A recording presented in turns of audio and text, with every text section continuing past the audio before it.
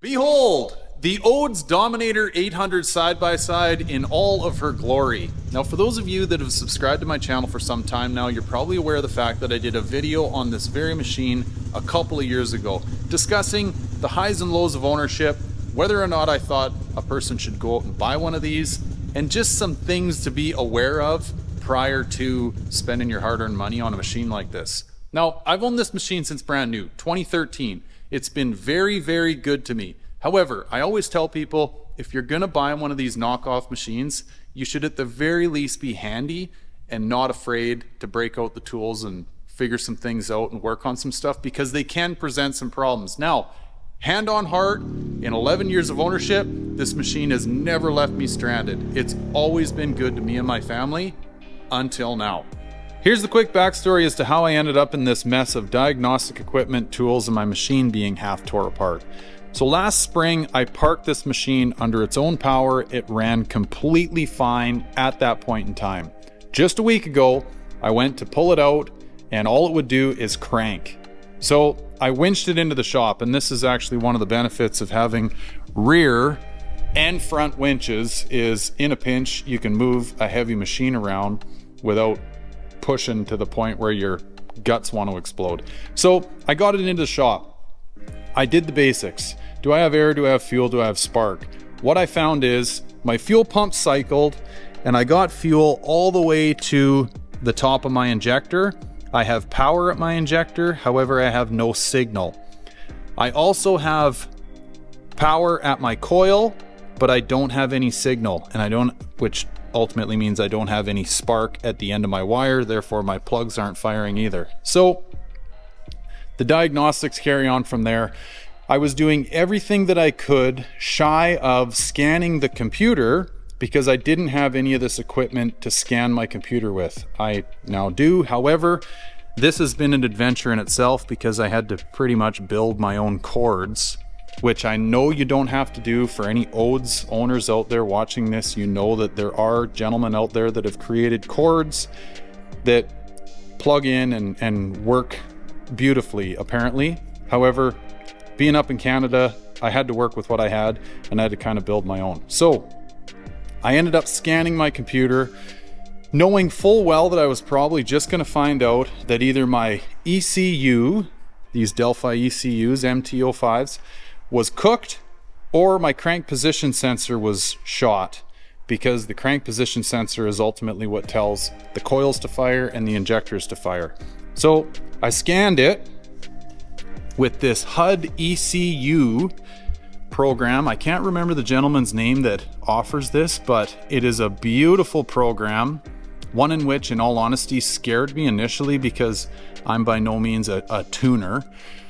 And yeah, it's just one of those things, right? Some people are good at this stuff, some people aren't. I've never messed around with it very much. But anyway, I used it to read the codes on this machine. And the codes I received, I'll put up on the screen for you so you can get a handle on what's going on. The long and short of it is my crank position sensor, which ultimately lives right here in that hole in the case, is hooped, okay? It gave me a code saying that there's no signal coming from it. So I tested the crank position sensor, and sure enough, it's not doing what it should do at all. So the hunt begins again. I mentioned I'm up in Canada, so I don't have access to a lot of the available parts that folks would in the United States. So I hit the interwebs last night trying to find out what type of crank position sensor I could replace this with in short order. Sure, you can find them on eBay. They come from China. They take like 2 months to get to me. I don't have that kind of time on my hands. So I'm like, these machines, if there's one thing I've learned, it's that they've used bits and pieces from other machines, and I'm finding out now actually other vehicle manufacturers, to build the machine and make it what it is.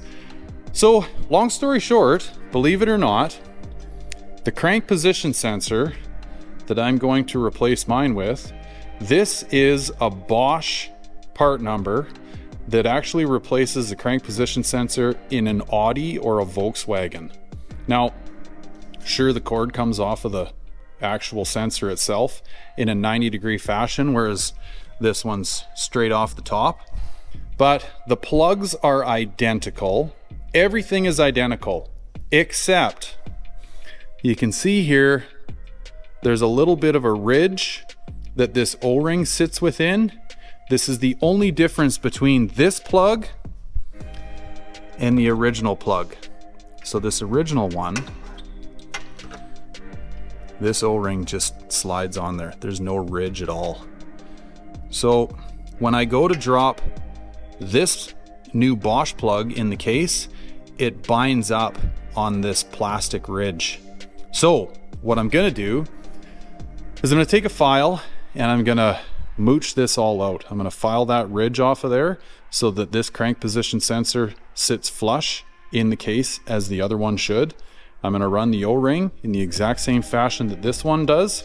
The case is actually beveled out ever so slightly to accept this O-ring. I think they also ran like some sort of a RTV silicone sealant in here just to keep oil from coming out. At least they did from the factory. I'm hoping not to do that because that stuff makes a mess and I don't want it going down on the crank position sensor or rotor. So I don't know if I've like solved an issue for a lot of folks out there, but I wanted to put this together because I find that the information on these machines is quite sparse. And when you find yourself in a situation like this with no spark and no fuel, which is and can be quite common in these machines, there's very little resources out there for people to find this type of information. And I've been on, there's a Facebook page for these Odes machines, and nobody seems to know what this part is from. Like a lot of people are like, well, you got to order the Odes one. Well, in this case, it's actually out of an Audi. So we're going to try and make this work. I hope that this can help some other people out there in the similar situation. Another thing about this no spark, no fuel scenario that is fairly common in these machines is the grounds on these machines can get corroded and give you all kinds of grief. There's these 9-pin harnesses and plugs that can corrode up. I mean, there's a lot of other reasons as to why you may get a no spark, no fuel scenario in these machines. But in this case, mine is crank position sensor related, and I'm going to try and change that and see if we can't fix this problem and get this machine running again. Okay, I'm gonna set this in my soft jaws.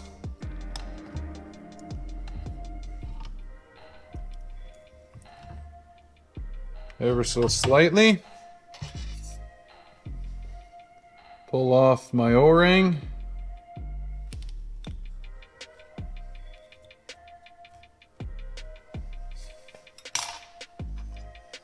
And begin the filing process.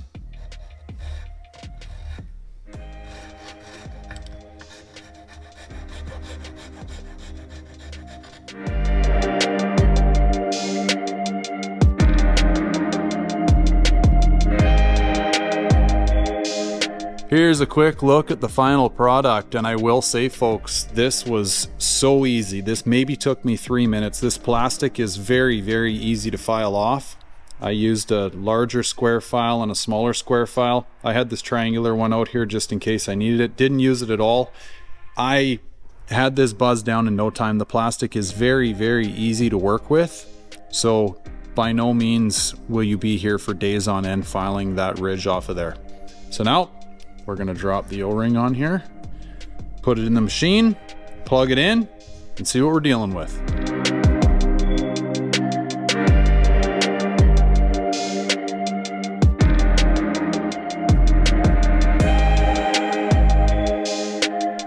All right, I'll just give you a quick look at it all plugged in here. It fit in there nicely. We're plugged into the stock Odes plug nicely.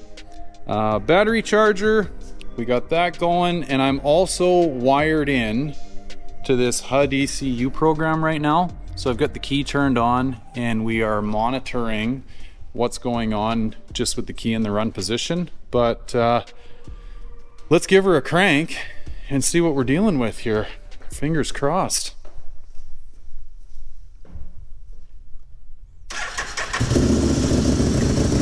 I'll be damned.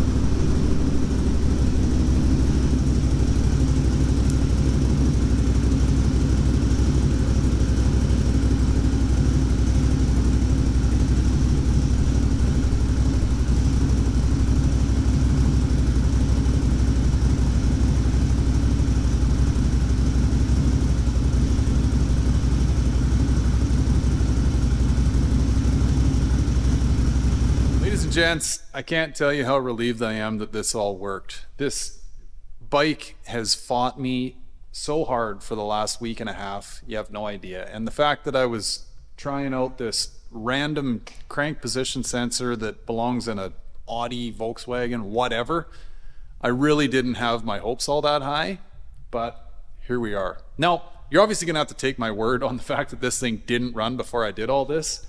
I guess why would I be doing this video otherwise? But anyway, like I say, this thing has been nothing but a headache for me for the last week. And you can see, I kind of gave you a quick little shot of that HUD ECU program.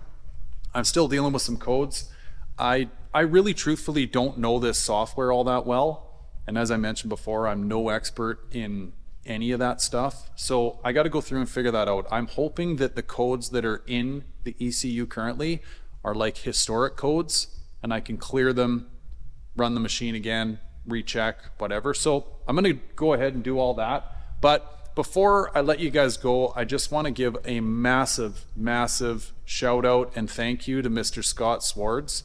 Anybody in the Odes Facebook group knows exactly who I'm talking about. This guy is an absolute ace of a man. He took time out of his evenings with his family to answer some of my questions through Facebook Messenger and whatever else. So Scott, if you catch this video, man, thank you. I will repay you one day. I can't tell you how much all of your help means to me. You're a wealth of knowledge, and we really appreciate having guys like you in this group and this whole Odes environment. So anyway, folks, thanks so much for watching. I hope this video helped you. If it did, please share it along to someone else out there that you think might be struggling with one of these machines. And hopefully this gets you back on the road and having fun on the trails. So thanks for watching, guys. Take care. Bye for now.